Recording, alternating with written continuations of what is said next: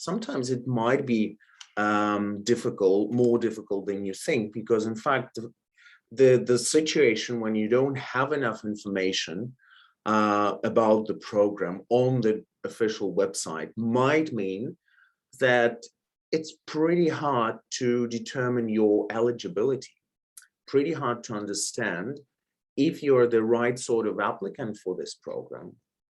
I think Sarah is going to talk about this in greater detail, because the main thing with this program is that it is highly restrictive. And perhaps you guys, when you looked at our requirements to register for this webinar, you could see that we were asking you difficult questions as to whether you're a PhD graduate or not, as to whether you've worked in target sectors, as to whether you did research in target sectors, and as to whether you held high-profile roles in businesses, as to whether you were offered high salaries. So this mix of questions that we had for the participants of this event was not to scare you off, but it's to give you some rough idea of the criteria of this program and of the requirements of this program. That unfortunately the program is not for everyone, right? So we have many pathways to Australia. We have different options of getting Australian visas. But this particular program is for the brightest and most talented individuals in some sectors, but not in other sectors. Yeah, so that's an important point to make. And apart from those individuals, we also have a separate category of PhD graduates. There used to be both Masters by Research graduates and PhD graduates, but I think Sarah will talk more about it. As the program has evolved, the department has decided to focus on PhD graduates only and not on Masters by Research graduates. And also the department has brought their focus to individuals that are closer to their completion of their dissertation, if not completed. Yeah, at the same time, the program is not only for scientists, of course it's not. It's also for high-profile business people in the target sectors. So you might have only a diploma in formal education, but you might have developed a startup blockchain that has attracted media attention from all over the world, and you're interviewed by the press, and we can see your name in open sources. And we are pretty impressed when we go to your LinkedIn profile. So there are so many things we are looking at when we decide whether you're the right person for the program. And I think that Sarah has joined us. Is that right? Hi, Sarah. Good morning. Hi, everyone. Okay, so Sarah, I'm going to do a bit of housekeeping. So thank you for joining us, Sarah Rose, First Secretary of Home Affairs, Global Talent Task Force, Europe and Israel, Australian High Commission in London. Thank you very much for joining us. And although Sarah is responsible for, although your title is Europe and Israel, you're basically responsible for all European countries pretty much. But I also think that individuals who have registered from non-European countries can also learn a lot about this event. It's just that perhaps their applications will be coming to other task forces, but the criteria for assessment will be the same, and so it might be helpful. And so Sarah is speaking to us here in London and here in Adelaide office. of Oz's group. It's me, Kostya Kuzmin, registered migration agent and PhD candidate in law, so not in the target sector. If I were planning to migrate in this program, I wouldn't be able to do it. Sarah is going to talk more about the target sector soon. We have planned the event in the following way. We're going to do a small intro, which we have already done.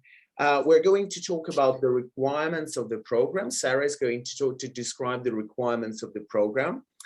Then I'm going to take a bit of your precious time by shooting 3 questions at you that applicants ask me all the time. 3 pervasive questions. I would like to have answers for. I can guess what the answers are, but Sarah, your input would be very much appreciated. And then we can talk to the most active participants, because even prior to this seminar, I have already been contacted by LinkedIn, by people who have some questions, so which is amazing. Sarah, please tell us the thing you have been telling to people for at least the last 2 years, I assume. What is the program about and who is it designed for? Thank you. Yes, thank you. It's great to be here. Hello to everyone. So the Global Talent Program is an initiative that the Australian government started a couple of years ago, and pre-COVID actually. And since COVID hit, we have kind of ramped up that effort. So Australia is seeking exceptionally talented individuals who want to succeed and make a difference. We've got 10 target sectors that we're working with, and I'll list those off for you. It's resources, agri-food and agri-tech, energy, health industries, defence, advanced manufacturing and space, circular economy, digitech, infrastructure and tourism, financial services and fintech, and education. So that's a pretty broad brush of different sectors, but effectively we're looking for people who can grow those sectors and really contribute to making them the future industries for Australia. We have, as a government, worked closely with industry to determine that those are our future-facing industries, and really we're looking at all of them from a tech or innovation perspective. So this visa program specifically is looking for individuals who are at the top of their field, who are experienced, who have these innovative ideas and expertise, that they can bring those skills to Australia and help grow our economy and specifically foster the ecosystems around each of those sectors. We are doing a really big push, hence I am based in London, as you said, looking after the European region. And I have a number of colleagues who are based around the world looking after different regions. We all perform the same function, so it's really just about dealing with the global talent officer that's within your region, just to simply make it easier. But we are here to work with potential candidates to share the message of what the program is, and then look at people and work with them to give them an indication of whether this program might be a good fit for them. It's important to recognise that I don't make the decisions, and that's quite deliberate. Myself and the others in the Global Talent Network, we are here to kind of answer some general questions, to kind of give people a bit of a steer if they might be eligible. But it's a different processing team back in Australia that actually assesses the applications and makes the decisions. So I'll put that out there first. In terms of the eligibility requirements for the visa, people need to be able to show that they are internationally recognised for whatever it is that their core skill set is, whatever it is that their specialty is. They need to be prominent in their field of expertise. They need to be able to provide evidence that they would be of benefit to the Australian community. So how are they going to help contribute to our ecosystems and grow them? They also need to provide evidence that they would have no difficulty obtaining employment in Australia. So this is a little bit different to our other skilled visa programs where you have to have a job secured before you can come to Australia for the most part. This one, you don't need to have a job secured. You don't need to be sponsored by an employer, but you need to be able to show that you will be able to be employed when you're in Australia. You need to also while you don't have to be sponsored by your employer, you do need to have someone that can nominate you. And this is an important part of this process because we are, inviting people who are in these specialized skill sets. And we need to have someone that can kind of vouch for that skill set because you don't need that employer sponsor. So the nominator needs to be either an Australian organisation or an Australian person, whether that's a permanent resident or a citizen, who is in the same field as you and can talk to your expertise. So they need to be recognised nationally within Australia. So they need to have a national reputation. And they need to be able to say, yes, this person, one, is who they say they are, their skill set is what they've said it is, and yes, that would be of benefit to the Australian economy. So those nominators can be a little bit tricky for some people if they don't have a huge amount of contacts in Australia, and also just pitching them at the right level. So the Global Talent Offices, we don't find nominators for you, but we can certainly kind of have some discussions about, if you come forward with some options, whether those people might be appropriate or whether we need to look at other options. One sort of example of that is certainly people in the financial services and fintech industry, an accountant, an account manager, those types of people aren't going to be sufficient to be your nominator. We'd be looking for, senior people within the finance industry. So just kind of keeping in mind that they need to be relatively senior as well. And then the last requirement is the high income threshold. So Australia has a Fair Work high income threshold that every year, in line with our taxation system, gets increased. And so for this program year, which is until 30 June 2022, the income threshold is 158,500 Australian dollars. So candidates need to show that they either currently earn that much money or that they would be able to earn that much money in the near future. For some people in some industries, that's really easy to do. For other people, it's perhaps, in an industry where that's not a wage that is given. So there is a little bit of flexibility there, but it really is about candidates working with their migration agents and being able to kind of explain what their situation is and why it might not quite meet that threshold. So that's the high level, I guess, requirements for the visa. As I said, we're looking for people in those 10 target sectors who can come and contribute. What we're finding is there's no kind of standard candidate. Everyone has a slightly different story. Everyone has a slightly different experience level. So when we're looking at things like how you prove that you have international recognition of what you do. For some people, if you're in academia, that might be that you've published multiple journal articles, that you've got lots of citations of your research. Some people might have patents that they've done. For others in other industries, it might be that you're often asked to be a keynote speaker at some sort of international conference. It might be for some people they've been in things like the Forbes 40 under 40, that type of list, any type of international recognition, but it needs to make sense to what it is that your experience is and what you've done. For others, it might be that they've worked on international projects and it might not necessarily have media coverage, but well known within the industry what that person has achieved. So I think where previously a lot of visa programs, Australia, but also overseas, it's really black and white criteria. It's really clear. You either sort of meet the criteria or you don't. The benefit of this visa program is that there's recognition that people have different pathways, people have different skill sets, and not everyone is going to have the same, evidence to back up what it is they've done. So it's really on the candidate working with their migration agent to be able to put forward what it is about this person that's so special and why they meet this criteria. Now, of course, there'll be some people who have fantastic skill sets, but who aren't quite at the threshold required for this visa program. And Australia is definitely still interested in having those people, but we would be recommending that they pursue our standard visa programs. Okay, thank you, Sarah. I have so many questions that I want to ask. While I was listening, my three have grown into more, and all applicants will be able to ask their questions in the end. thank you. This was a wonderful presentation. First thing that was in my mind was the nominator. Okay, we now know that, for instance, if you're in fintech or tech, you could be nominated by your university professor. You could be, if they are nationally famous, and they will most likely be, you could be nominated by Australian Computer Society. Similarly, I think the Engineers Australia in some of the target sectors now has the power to nominate people.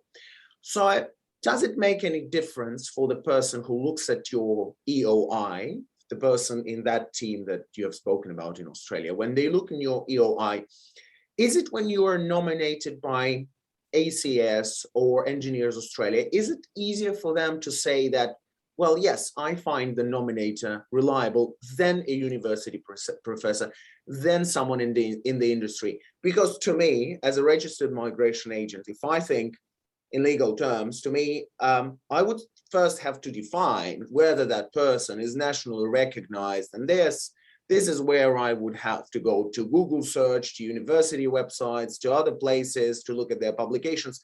I would have to go into some subjective assessment to find out if the nominator is famous enough, right?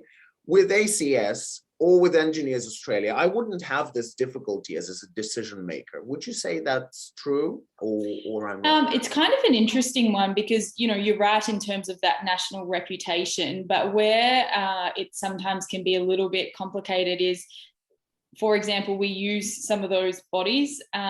They don't personally know the candidate. So therefore, their reference will never be as strong as someone that, you know, you have a professional relationship with prior to this process.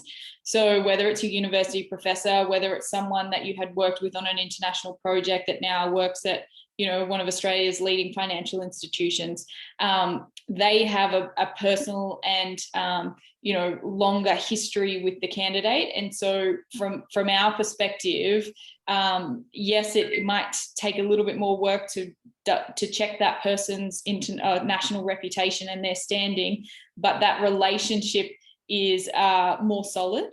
Whereas if you're using these industry bodies, particularly the ones where you're sort of paying for a service, you know, they don't have a pre-existing relationship with you. We would need to really be digging into that to check the validity of that. So I know there's been some sort of rumors, so to speak, going around, you know, kind of the global talent community, which suggests that certain people or organizations have been approved as a nominator. Every single nomination is looked at on a case-by-case basis. So just because the nominator, whether it's a person or an organization, you know, was successful with another candidate, doesn't mean they will be with the next candidate, because it's looking at that relationship. What is that nominator's ability to speak to this person's experience? You know, how much research have they done if they didn't already know them? What kind of is underpinning this recommendation? So I guess the answer is no, it's not necessarily better to use one of those agencies. Okay, well, thank you for that, because my logic was stereotypical. I thought this would be a safer way, you know. Yeah. Okay, awesome. I think you answered one of my questions by saying media profile may or may not be necessary. I still will ask this question again. Your media profile and your LinkedIn. And I think the EOI asks for your LinkedIn link, right? So is Global Talent a program where you look for people with a certain level of publicity still? How important is this publicity? So would that mean that, let's say, if you're in blockchain, you've developed a new cryptocurrency which is gaining popularity, right? We all think that they are speculative, but they are in our global talent visa program. The blockchain technology is there.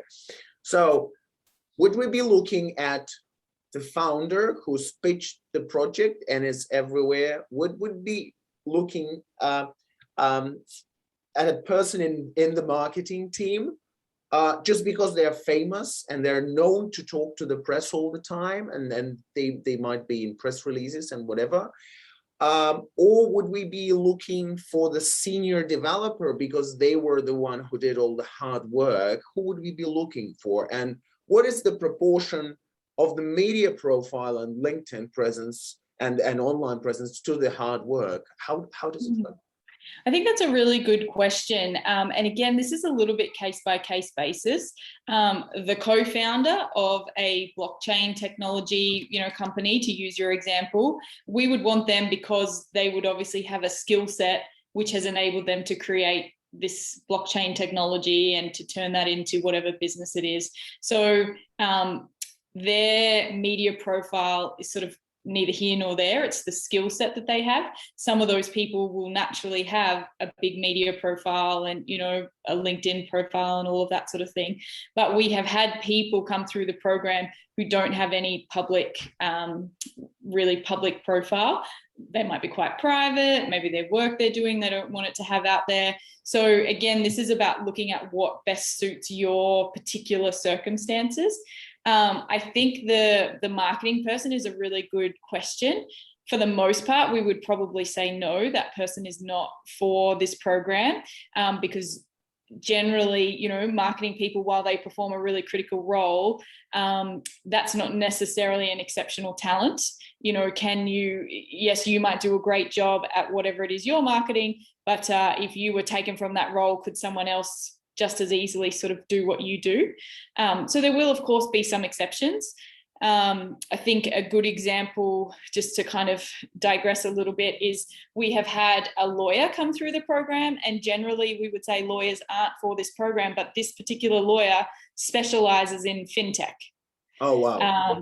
And helping fintech startups. So an average lawyer, while a very well-respected career and well-paid and all of that sort of thing, an average lawyer wouldn't get through this program, but this person was able to say why their skill set was so unique and why it was so critical to the fintech industry. So it would be the same for a lot of those enabling type of roles. So your average marketing person is not going to get through, but if they were able to show why they are so critical to, one of these industries, then perhaps we would consider them. We ask for people's LinkedIn profile because most people these days have a LinkedIn profile, and it's a good way to kind of validate things that they're sort of putting forward in their profile, in their expression of interest. If you don't have a LinkedIn profile, that's not a concern. As I said, we've had people that sort of don't have any public profiles, but it just means that they will need to have provided another alternative for how they show that they're internationally recognized. Thank you very much for that. I see that questions are starting to pop up, but I still finish with mine. We still are within the time. Don't worry, everyone. You will not leave this event with your questions unanswered. So thank you very much for that. Sarah, my next question is, a lot of people come to this office and tell me, I've worked in a famous company. I've worked in several famous employers. A lot of people link the type of business they worked in, the brand name of the business they worked for, and especially their salary. So most of the people think a combination of a good company name and a good salary. Good salary in the past would mean that they would earn that income in Australia in the past, and a famous company means that they were good enough to be employed there. Well, what would your response to that be? Yeah, look, I think that is an indicator. I think those things alone won't get you across the line, but that's definitely an indicator. I think Google is a really good example, right? Like everybody around the world knows it's very competitive to get into Google. So they're a huge company, they're worldwide, they do some really exciting things, but even Google has executive assistants, account managers, IT help desk people. So people doing those roles aren't going to be suitable for this program, despite the fact that they work at Google and they might get paid, a couple $100,000. So it's not yeah, it's not the be all and end all. It's an indicator, but you would still need to show what is your skill set. If, you're telling me that you work on Google's SpaceX and you're one of their engineers doing that, well, then that's a different story. But if you're sort of the person in Google who really important job, but you're an IT help desk person, you're probably not going to be suitable for this program. So as I can understand, this is because we are looking for income multipliers. And if you're an executive, even despite you're very good at what you're doing, you're not an income multiplier. So this is this economic. Yeah. So we're looking for exceptional talent. So again, it goes back to that, I think of it in the lens of how easily could I be replaced? Not to say that your workplace wouldn't miss you. I like to think, if I left my job tomorrow, that, for at least a few days, people might miss me, but they would be able to get someone else to fill my role and be successful. The level of people that we're sort of chasing here are those sort of, I guess, the gems, the people that have some sort of experience, expertise, whatever it might be. That's not common. They are at the top of their field. They're being headhunted because of what it is that they can bring that others can't. Thank you for that. My last question before we go to people's questions, because there are a lot of questions already accumulated, I can see. My last question is about PhDs, because that's one of our target sectors, aren't they? Now, an Australian PhD student versus an international PhD student. When I say international, it means having completed their studies overseas, say a graduate from Russia, a PhD graduate from Iran in the target sector. How do they compare? And what is international recognition for them? We have same strict requirements for them in the target sector. Do they need to have publications? If international, then in how many countries?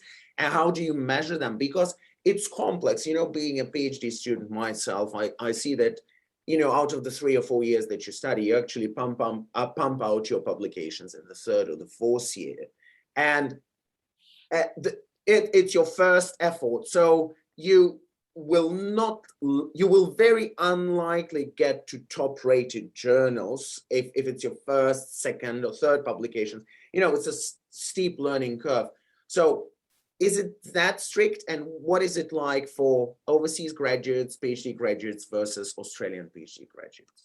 Yeah, another great question. For the PhD candidates, we will look at sort of the quality of your school. So, there are definitive rankings that get released every year that sort of put out the rankings of different universities around the world. So, a university that's in perhaps the top 50 or top 100 globally is going to be, if you have a PhD from there, is going to be treated differently to, a university that's maybe ranked 1,000. So, I think that would probably be fairly obvious. It doesn't necessarily have to be an Australian university. There's obviously some brilliant universities around the world in all different regions. PhD candidates, we have tightened up the requirements. So when this program first started, some of you might be aware it was actually open to PhD candidates as well as master's candidates. And so we have tightened that up over the time because this program has been quite popular. And so, we are trying to sort of increase the threshold. So basically for PhD candidates to be successful, they would need to be able to show that the research that they have done has been cutting edge, that it is contributing to one of our target sectors. We would look at any patents they have, citations on their work. I understand what you're saying, they might not have been out long enough to do that. So there might be some people where, look, you're on the pathway, but you're not quite there yet, because this is for people who are already exceptional.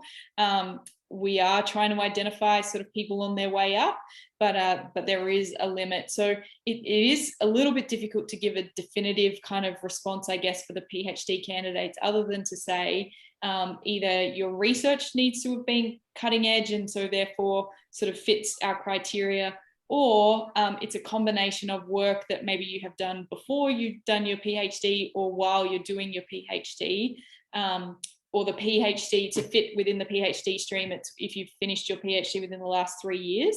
So over that span of time, some people might have that combination of, here's the, you know, cutting edge work I did as part of my PhD, here's where I've applied it in the workplace. And we find that, you know, I made some comments before about the income threshold.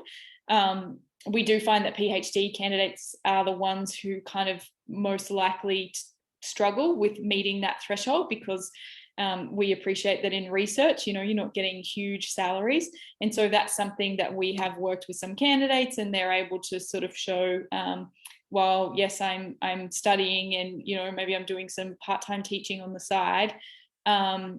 This is the income I get, but, you know, within 2 years, people who graduate with a similar PhD to me would earn X, Y, and Z.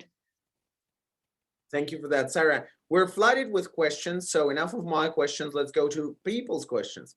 Hi, does the department, some of them are direct messages, so I will be just reading them out, okay?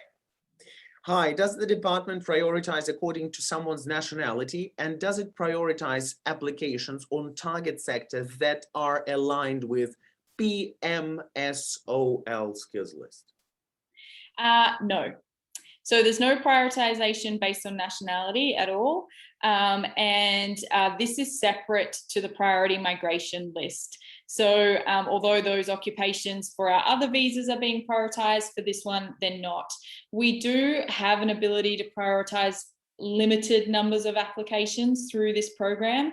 It is really on an exception basis, and it is where that person, when they've put forward their expression of interest, they have been able to demonstrate that they are unbelievably exceptional, you know. So we're going to have people who are absolutely eligible for this program and who will be invited to apply for the visa, and they will sort of go through the standard process, and, you know, we'll get to your application as soon as we can. And then there are people who are obviously exceptional, and they will sort of potentially get prioritized. Thank you. Also, why process times vary from person to person, and how one updates their EOI, the question reads. Yeah, this happens across all of our visas. So every single visa application is considered on a case-by-case basis. And there are a number of things that can make applications take longer than others. Some of them will be associated with your nationality, in that perhaps it takes longer for you to get a police check. So it's not about we are prioritizing one nationality over the other. It's about, you know, do you need to get a police check from a certain country, and do those countries take longer to do that? Do you need to get health checks in another country, and that takes longer? With the expression of interest process, we need to verify information you've put forward. Perhaps who we need to verify it with takes longer to get back to us than, you know, in other places. So it is all done on an individual basis. And I appreciate that can be a little bit frustrating to people, but we are kind of pushing them through as quickly as we can. There has been a significant amount of interest from this program, which is excellent. The other thing that's happened, though, is because it is an expression of interest, and the expression of interest doesn't cost any money, a lot of people that aren't eligible are applying, and we have to go through every single one of those applications, assess them, and you know, get back to that person. So that takes time, even though it's pretty clear that those people might not be eligible. So we are kind of being flooded with all this interest. And I think I might have missed the second part of that question. Yeah, how does one update their EOI? Okay, so there is a mailbox. So when you submit your EOI, you should get a notification, and it's globaltalent@homeaffairs.gov.au. That's the inbox, and so you would need to send an email to them with your probably your passport number is the best way to do it, and say, can you please add this information to my expression of interest? They will receive that, they will add it to your file. They won't respond because we're getting flooded with so many emails, so it's likely you will just get an auto response that sort of says, thank you for your email, you know, here's some basic information, frequently asked questions, but your email will get added to your file. Thank you, Sarah. Next question. I'm from India. As I understand, Sarah handles Europe. So who would be the right person for me to talk to? Yeah, so we have a team that looks after India.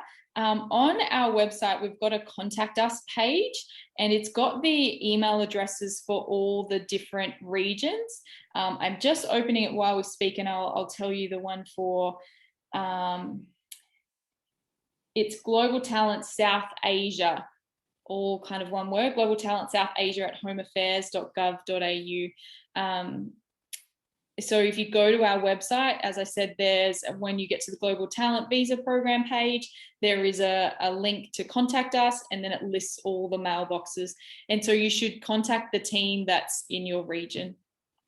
Yeah, and just in addition to answer this question, and perhaps you may consider contacting Aussie's group, which has offices in India as well as over Australia, and hundreds of staff who can help you. Because some applicants require help with understanding if they're eligible for the program or not. And if everyone goes to Sarah, as Sarah said, not only Sarah, but any staff member of the department can be flooded easily with emails and questions. So we would be happy to help you with your eligibility for the program and for the visa. Yeah, absolutely. And I think it's probably important to note for people, this is definitely the benefit of having a migration agent. A migration agent can talk to you about your suitability for this program and whether there are other visa options that might be more appropriate for your circumstances. That's something that we cannot do. That's not a service that we provide as representatives of the government. We can't give you migration advice. So certainly speaking to the migration agents is really going to help. Thank you, Sarah. Same person asking the question, what if we don't get anyone to nominate us? What if there is a nominee, but the person is not internationally recognized? So the nominator needs to be recognized in Australia. So they don't need to have international recognition, but they need to within, if they're in Digitech or energy in Australia, these people in the Australian industry would need to sort of be able to recognize them and say, yes, that is a person that, has some authority and has some expertise in this region, in this field. So the nominator is national, Australian national reputation, and the candidate, which is you guys, you need to have that international recognition. If you don't have a nominator, then you won't be eligible for the program. So you need to find one. I'm going to now read a big block of questions from the same person. They are related, so I hope that's going to work. Thank you for that response, Sarah. I'm from health industry. I'm a clinician with passion for healthcare quality, communications, and international relations, focusing my vision on innovation in healthcare through change management and leadership excellence. I have been in healthcare practice for the last 14 years, besides being a healthcare quality and accreditation consultant and change management specialist in healthcare. What could be a possible scenario for me? Telemedicine and telehealth has always been my passion and I've been working on this for over a decade now. To summarize, I'm a clinician turned healthcare, medical operations and interventions. What would you say? Okay, so it's a little bit difficult to give, kind of individual advice in a field like this, in a forum like this, but, in the health and life sciences field, we're really looking for people who have innovation. And so one of the analogies I like to use, because I think everybody can understand this, is if we talk about a general practitioner, Australia, like many countries, particularly through COVID, is always after more health professionals.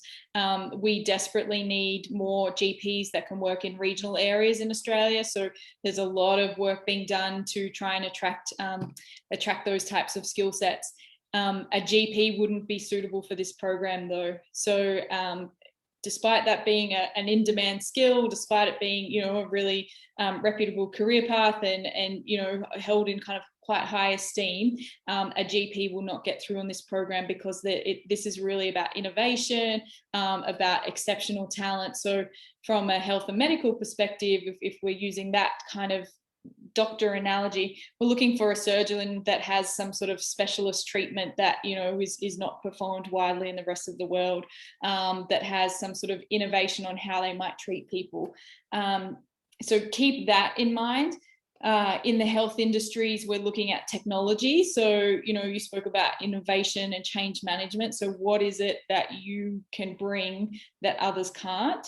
Telehealth has been a huge thing, but we're not just looking for people who can use telehealth. We're looking at people who are creating telehealth or, helping telehealth be more accessible. So really looking at what your role is within that particular industry and what your skill set is. Thank you, Sarah. Next question. Thanks for your presentation. Could you please share more about the education target sector? What all is covered in this sector? Say, can a PhD graduate in accounting / economics apply under this sector? Thank you. Thank you. No. So when we're talking about education, we're talking about people who have cutting edge skills and innovations in the education industry. So are you redefining how we educate people? So some of that is like the digital education. There's a lot of like online learning that's happening at the moment, but less about, I created an e-course for you to do, but more about I'm redefining the way that we, teach students, whether it be primary school age, whether it be adults at university. So advanced kind of educational systems and curriculum, anything that would improve the educational infrastructure and kind of research platforms. We do accept in the education sector like deans, professors. I think it's I'm not an education expert, but I believe it's D&E level academics as opposed to kind of assistant professors and those types of things. Just having a PhD, which means you've got a really high level of education, doesn't qualify you for this. So if your PhD is in a finance related field, then you would need to be looking at financial services and fintech as the industry. Sarah, what if the PhD graduate in economics has redefined how we teach economics? Would that work? Potentially, yes. So they would need to show that, yes. Okay, thank you. Next question. Do you also need to have a good or exceptional English language test score, such as PTE, IELTS, TOEFL, to apply for GTI? Or do they get priority if you have an exceptional score? So you'll need to show that you can speak a certain level of English. So for some people that is met if they have, completed education in an English language university, whether that's in Australia or around the world. Otherwise, there are some requirements to do the IELTS test and that sort of thing. My understanding is no, there's not a priority or any benefit to having an exceptional score. There's a threshold and you have to meet that threshold. Whether you're kind of 1 point above or 15 points above is not a concern. Yeah, I think it's functional English 4.5 or studies in English as a substitute for functional English IELTS. Right, so basically all the people who can hear and understand at least 50% of what we're saying and able to respond and ask questions would be above the functional English level, obviously. Okay, I applied for GTI in January. At that time, I was holding master degree and was eligible to apply. But after 15 days, GTI changed it to only PhD people. I waited for long and got a response from your GTI team asking, it's a quote, the response was asking whether I have a PhD. When I said no, they said, okay, they will contact. As I'm holding strong international recognitions and exceptional talents, could you please advise on what I need to do? I'm waiting for 10 months with no feedback. Please advise. Yeah, so I guess there's two things. I mentioned previously that we had been accepting master's students. That was on the basis of their master's qualification only, not really looking at their work history. So if we have people who have like exceptional skills and experience through their work history, who also have a master's degree, then that's the pathway that we're sort of looking for. People who were applying solely on the basis of their master's degree without that kind of work experience, they have had a response given to them telling them that they're no longer eligible because the criteria changed.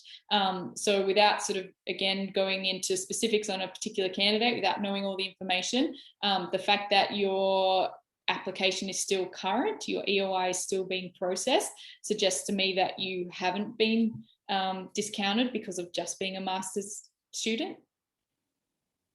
The best thing you can do is email that global talent mailbox I gave before, globaltalent@homeaffairs.gov.au. And they can, consider whatever your questions are and get back to you. Like I said, they are inundated constantly with queries. So, you would have to be very clear about what it is you wanted to know and be patient, I guess, and wait for a response. But because of COVID, I sort of mentioned we've been had an influx of people who are interested in this. And because of COVID, we haven't had quite as many resources available to process these as we would have liked. So there has been a bit of a delay. And you know what? I just wanted to make a small comment to justify my existence. I'm very often approached by applicants who've already submitted their EOIs. And as at the same time, I'm approached by applicants who haven't done so, I can see that most of the applicants either do not have the claims to be a global talent or do have the claims to be global talent. But from your discussion with them and by looking at what they have submitted, you realize that they might have erroneously described their skills. Most people do that by supplying tons of information about themselves. I've seen people want to submit 30 pages of CVs with all their publications and abstracts and whatever. And the question I ask them is, would you ever believe anyone who receives hundreds of emails a day potentially would have the time to read it? And it's this stage when you can't help the applicant, because if you try to follow up with the global talent team, you would normally get a response, look, it's been submitted, we're not going to assist you until a decision is made. And this is where I always tell the applicants, you should think, it seems simple, as if you apply and it's done, but most people even if they are global talent, find it difficult to communicate their global talent. And once they have submitted this EOI and then they come to us, unfortunately, unless and until they are refused, there's nothing we can do.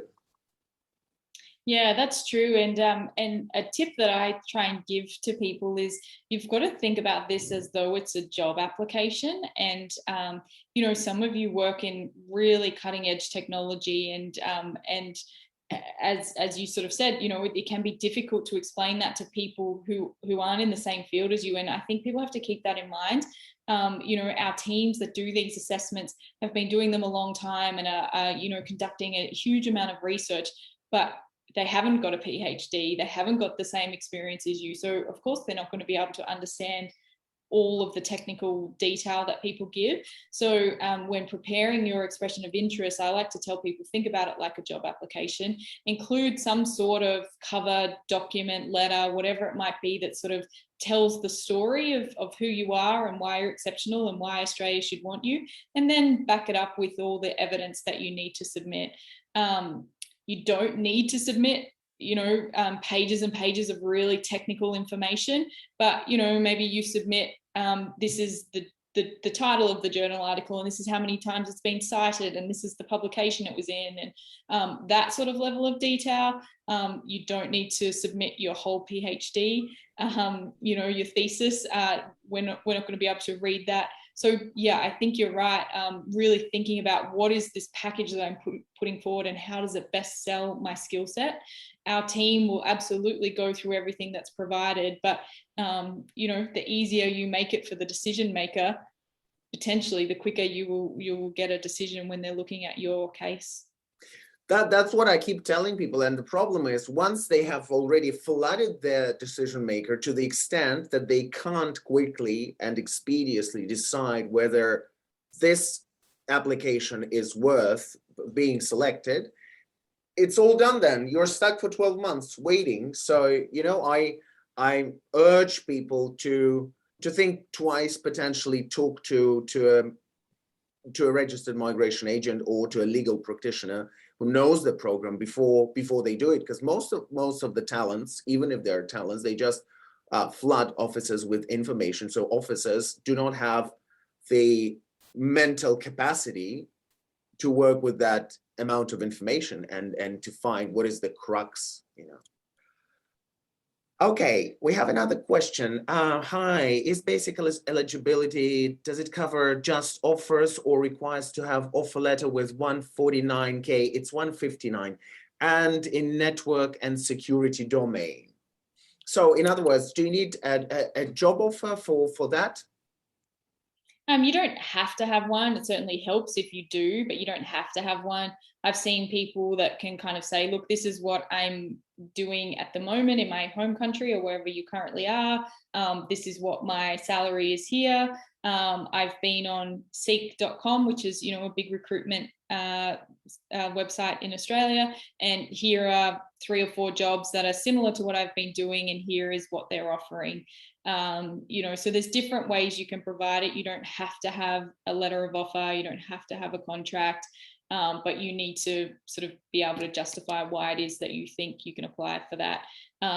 We also look at, if I go back to the doctor's analogy, if you telling us you're a nurse and then you put forward a recruitment for a GP, we're going to realize that that's not a job that you're realistically going to be able to get. And so same, within Digitech, what are the jobs that are realistic compared to your experience and your skill set? Thank you, Sarah. Next question. What happens if you have worked in 2 different sectors, such as mining and energy, and have publications in both of them, but say your PhD's major project was energy, but the nominator is internationally recognized in mining? Wow. That's a little bit confusing, isn't it? It sounds like you've got some great experience. If your nominator is in mining and you have, therefore, that would suggest that you're putting forward that your key experience is in the mining industry, then you would go with that. We can see, we often do have people that kind of cross over too, so we can see that.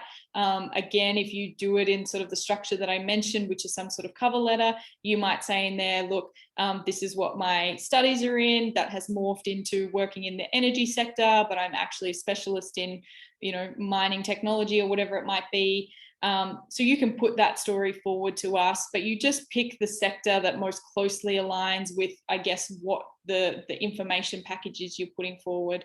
So yeah, if your nominator's in mining, if your job is in mining, but your education was in engineering, for example, you would put mining. Thank you, Sarah. Another question, why applications are still hanging on October 2020, though my EOI has been launched in December 2020 for almost 1 year? Optimistically, will there be good progress in the near future? Yeah, look, we are working really hard to get through them. I've mentioned a couple of times we've had a huge influx of interest, which has been really exciting, but it has also coincided with COVID. I'm sure people are hopefully semi-aware. We've had a number of lockdowns in Australia in the last few months, and that has meant that our workforce has had to work remotely. Unfortunately, government isn't as efficient as some private industry, and so that has, slowed down our systems and processes and our access to resources of staff. So, all we can do is thank everyone for being so patient and just reiterate that we are working through these as quickly as we can. And I know there's been a fair bit of recruitment activity happening to bring the size of the team up and get through these as quickly as possible. Thank you, Sarah. PhD in Agriculture and Dean of Research falls in sector agri-food as well as circular economy in emission sustainable production. Which sector should I put in? Wow. Yeah, wow. Really, some really impressive people. So again, it's kind of a decision for you. Just think about, where maybe your nominator is coming from, what sort of roles you think that you will be doing or you have most recently been doing, and just explaining somehow through your expression of interest that, look, I cut across multiple industries. This is why I've put myself against this one, but, you know, I could fall within any sector. Thank you. Hi, thanks for the presentation. What about if someone selected the wrong sector? Will the officer move the candidate to the correct other sector? Thank you. Yeah, look, we're pretty flexible with those because, you know, as we've just gone through, we've got a number of people that kind of straddle multiple sectors. So our team will look at what you've put forward. It certainly won't be, you know, if you put forward one and actually we think you're better in the other, you wouldn't get a refusal just based on having selected the wrong sector. So you can always, again, follow up with an email if you sort of want to clarify, but the team are pretty good at realizing that definitions of sectors, you know, what we might define as circular economy, other people don't. So, you know, we're pretty good at recognizing where people best fit. Okay, thank you. I will join the next two messages together. I think the first one is from the person who spoke about having applied with her master's before the PhD requirement was there. And the second is a new one, but also refers to that question. As I'm fulfilling all other criteria other than PhD, did I need to wait for GTI team to respond again? Please advise. And another person saying similar thing. I applied when there was a requirement of master's.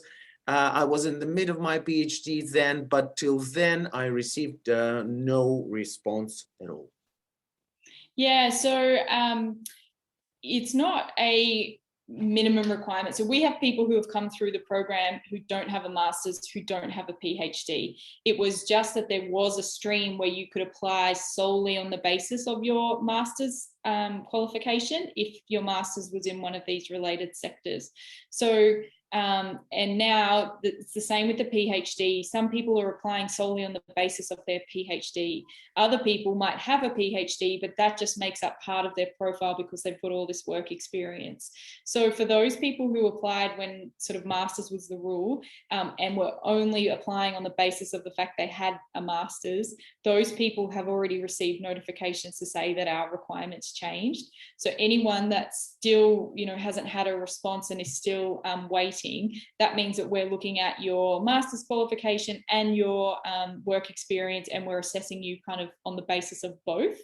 And if you have since completed your PhD, then that's the type of information you would email through to that mailbox to say, hey, since I applied, I've now completed my PhD, and, you know, here's my updated information.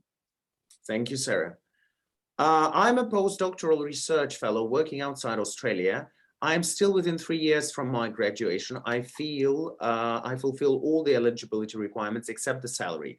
I applied 4 months ago and I still didn't hear. 4 months is not too long. Do you think this is due to the low salary? Not necessarily. So again, we recognize that, you know, particularly for people in academia, the salaries that's quite a high salary to achieve. So it would be up to you. Hopefully you've done this through your expression of interest to explain, I'm in research, this is what our budget sort of looks like. You know, if I were to work in another industry using the skill set that I have, this might be how much money I would earn. You know, we also have people who are entrepreneurs, for example, and if you're in a startup, you're generally not paying yourself a really big salary. So those people we also will sort of look at and say, are they not meeting that threshold? Because actually all the money they're earning is going back into the business. So that's a legitimate reason of why they might not meet the threshold. If you know, say that you're working in finance or perhaps you know, energy and mining, and you don't meet that threshold, then that's a red flag for us, right? Because those are industries that are very well paid. And if you don't meet that threshold, then perhaps you're not senior enough. So the salary in of itself is not a red flag, is not a sort of, you know, it counts you out, but it is something for us to consider, and we need to look at why it is that you're not quite earning that threshold and what that means in the context of what your claims are. And again, I will say again, 4 months is not a long wait, but to all our clients, like, we want to help everyone. But guys, if you made an application for your EOI yourself and you didn't explain something good enough, I'm very sorry to say that, but you might have to wait for a certain time until they get back to you, either by saying you're invited to apply for a visa or refusal. It's very unfortunate, but we're not able to do much in the process because the global talent team would normally respond that we cannot assist with applications that are in processing. I assume that this is due to the workload they have, as Sarah explained. So I would want to help everyone so much, but you know, if you did something wrong, I would say that it's very difficult to update that file. It's quite difficult to change it. You can update the file. It's certainly better to have had a comprehensive application from the start, but Yep. you can send information through and you can update your file. If you haven't had a response yet, it means your application hasn't been, or your EOI hasn't been assessed yet. But as you say, it can be more difficult. I think it's probably important to note here, this is maybe a good segue, that you can submit multiple EOIs. So if you submit an EOI and it's sort of rejected, you don't get invited to apply for the visa, you can apply again. But you need to get the rejection first, right? Yes, yes. Okay, that's what I'm saying. And people might be waiting for months for that rejection. Yeah. Okay. Yeah. It's been 12 months since EOI submission. My situation has changed with PhD completion and many more papers and projects. Do you think I should withdraw the current application and submit a new one? There's no withdrawal, right, Sarah? I mean, you can withdraw it, but you'd basically go back to the end of the queue. So what I would do in that situation is email the team and say, since I applied, here is where I've graduated, here's the extra work I've done, and they will add that to your file. And then once they're ready to assess it, they'll have all that information there. The question about the salary requirement, I think we've responded to that. Sorry, but we still have so many questions and running short of time, so I will go on. I have PhD in civil engineering. Which sector is suitable? I guess it depends on what your PhD specifically is and what it is that you are doing, you know, what sort of work you're doing. So hopefully some of the advice I've given in some of the other responses helps. Are you applying that in the resources industry? Are you working in the energy industry? So just thinking about what it is that you're actually doing now with that PhD, or what specifically you kind of covered within your studies. Thank you, Sarah. Okay, so a question again about waiting or updating or whatever. Look, we have responded to that already. We can help you, but I think we won't ask Sarah to make the decision instead of the decision maker. So you can get in touch with our migration agent team, and we'll help you with your file, with updating and a further explanation on whether this should or shouldn't be done. I was working while doing PhD as full-time both at the same time. How do you evaluate years of experience? So it's the same way. So your PhD is just one component of your exceptional skills. So we'd also be looking at what it is that you have achieved in the workplace. So for some people, you know, the PhD got you to where you are, but actually the exceptional skills that you have is what you have done in your working career since you had your PhD. And that is, you know, effectively becomes just a supporting document. So it's really about you putting yourself forward and saying, yes, my PhD got me to where I am, but it's these things that I have achieved since I've sort of entered the full-time workforce, or, you know, in the workforce while I was also studying. That is what makes me exceptional. Thank you, Sarah. And last question. I have PhD qualification in construction management and more than 12 publications, as well as I have more than 8 years of working experience in the construction industry. Can you advise which sector suits my profile? So again, it sort of depends on what you're looking at. One of the industries that we have is infrastructure. So I would encourage you to have a look on our website and look at what that infrastructure sector covers, and whether, you know, construction generally would be in infrastructure, but just sort of having a look if what you've done aligns with what we're sort of after in that infrastructure industry. Okay, And one more question came up. I think I asked this question, but the applicant might have joined us later.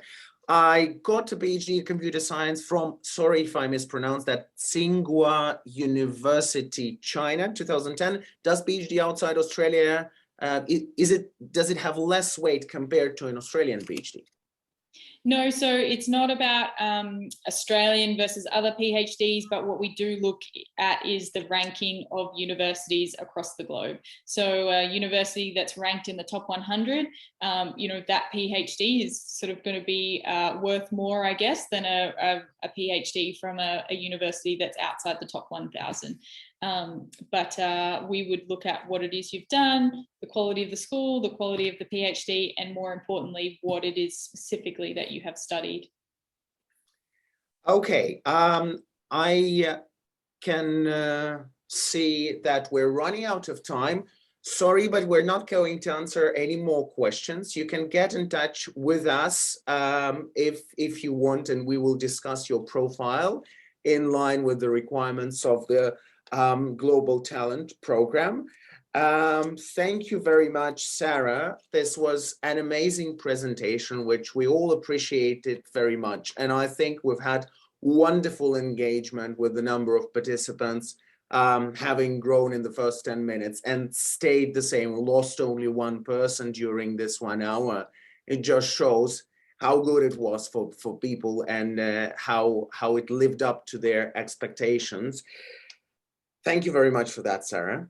Yeah, thank you so much for having me. It's always great to have so many people that are interested in Australia. You know, we feel very fortunate, and this is a really exciting program, and we look forward to kind of hearing from you, Kostya, and from the people through you, I guess, who are interested in the program and getting some real talent into Australia. So thank you, everyone, for your interest, and thank you for having me today. Thank you, Sarah. Sarah Rose, First Secretary, Home Affairs, Global Talent, Europe and Israel, Australian High Commission in London. I did it twice again. I didn't forget the difficult title, although I was looking at my notes. And me, Kostya Kuzmin, Registered Migration Agent, and Aussies Group, a team of dedicated professionals. Guys, remember that mistakes, it's cheaper not to make mistakes in migration. That's what I always tell my clients. It's cheaper to have some support and assistance. Sarah, thank you very much again. And we hope very much to have you again with us sometime in the future. Thank you. Sounds great. Thanks, everyone. Enjoy the rest of your day. Bye-bye. Bye.